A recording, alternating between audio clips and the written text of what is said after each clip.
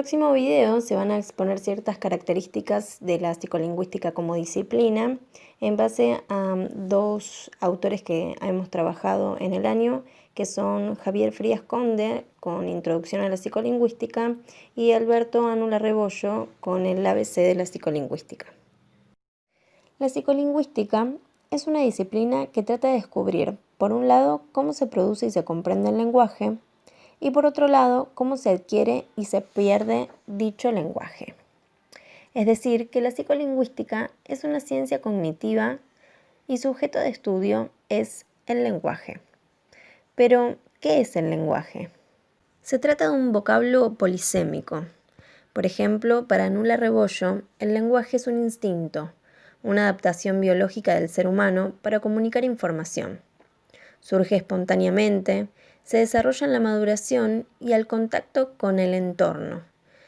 El lenguaje está sujeto a la lógica de un sistema que posee sus propias leyes y mecanismos. Se trata de un impulso de nuestra naturaleza limitado por la conjunción de dos elementos: el cerebro, con sus limitaciones neurofisiológicas, y la mente, con sus restricciones computacionales.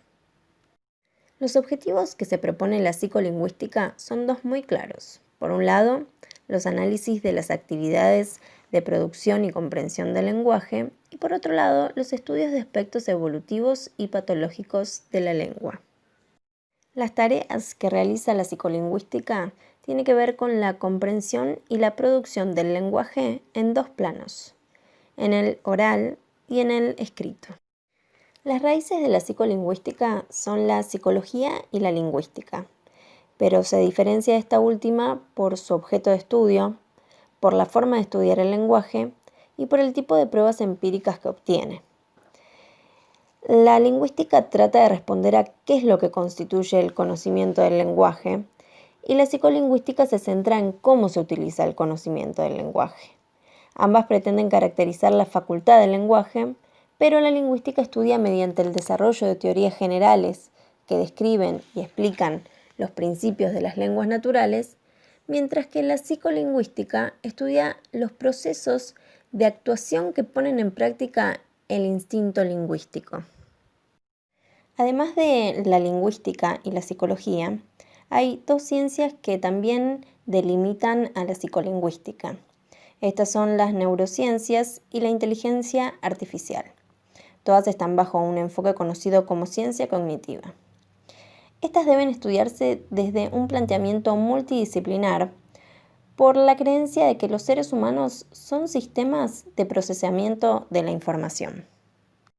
La psicolingüística se apoya en dos pilares, que son la biología y la computación. La biología porque el lenguaje depende de un complejo sistema neurofisiológico, y la computación porque la actividad verbal es un procedimiento de manipulación simbólica que requiere conocimientos, representaciones, algoritmos y mecanismos de procesamiento como dispositivos de cómputo y almacenes de memoria. La psicolingüística posee tres métodos de estudio: el observacional, el experimental y la simulación cognitiva. En el observacional se trata de un método basado justamente en la observación, partiendo de reconocer la conducta lingüística tal y como ocurre en actividades verbales cotidianas. Lo que se proporciona son datos naturales sobre el funcionamiento del sistema lingüístico en situaciones contextualizadas. En el caso del método experimental, es el hipotético deductivo, en donde se formula una hipótesis y a partir de ahí se deduce el tipo de consecuencias empíricas que se producen, y luego se realizan experimentos que pueden probar o negar la realidad empírica del modelo. Porque la mera observación no basta solamente como procedimiento científico. Entonces, así surgen los experimentos de laboratorio. Y por último, también utilizan la simulación cognitiva, que se trata de un método que se basa en técnicas de inteligencia artificial, elaborando un programa informático que realiza una determinada tarea lingüística. funciona simulando el comportamiento lingüístico humano y es probable que a través de eso se puedan hacer comprobaciones y sacar distintas conclusiones. El método tanto observacional como experimental se realiza a través de un sujeto de estudio, que se trata de un hablante real, ya sea niños o adultos. Por un lado pueden ser sujetos que se encuentran en el momento de adquisición del lenguaje, como los niños, o adultos que son competentes en una o varias lenguas y se encuentran en la etapa de madurez lingüística. También están aquellos niños o adultos que tienen trastornos de comportamiento verbal. Es por todo esto que la psicolingüística es considerada una ciencia única que se diferencia de otras que también estudian el lenguaje.